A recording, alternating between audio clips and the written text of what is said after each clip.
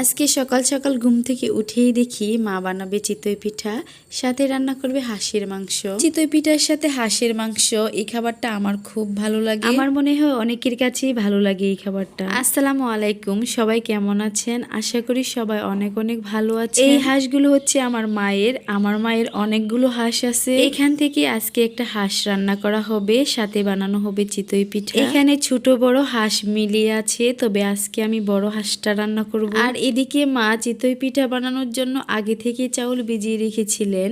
এগুলো হচ্ছে আতপ চাউল। গ্রামের ভাষায় আমরা এই চাউলটাকে আল্লা চাউল বলে থাকি। আগে থেকে সময় নিয়ে চাউলগুলো ভিজিয়ে রাখলে চাউলের গুঁড়াগুলো সুন্দর হয়।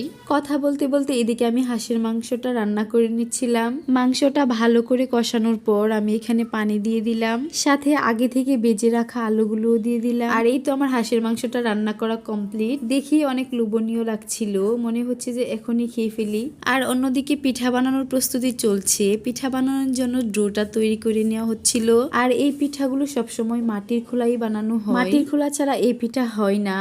আর আমরা আমাদের গ্রামে এই মাটির হাঁড়িটাকে মাটির খোলাই বলে থাকি। জানি না, হয়তো অন্যান্য এলাকায় অন্য নামেও ডাকা হয়।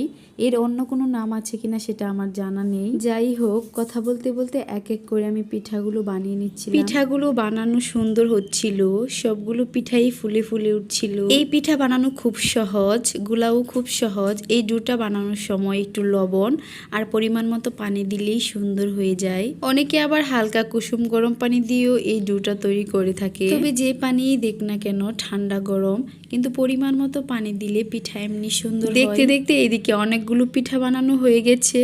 আর প্রথম পিঠাগুলো আমিই বানিয়েছিলাম, পরের পিঠাগুলো আমার মা বানাচ্ছিল, আর আমি এখানে চলে গিয়েছিলাম গরম গরম পিঠা খেতে। আর এই তো আমি এখানে গরম গরম পিঠার হাঁসের মাংস নিয়ে নিলাম খাবার জন্য। হাঁসের মাংসটা খুব ভালোভাবে সিদ্ধ হয়েছিল, সেজন্য খেতেও খুব ভালো লাগছিল। আর হ্যাঁ, এই হাঁসগুলোতে কোনো প্রকার কোনো গন্ধও করে না। ধন্যবাদ সবাইকে আমার ভিডিওটি দেখার জন্য।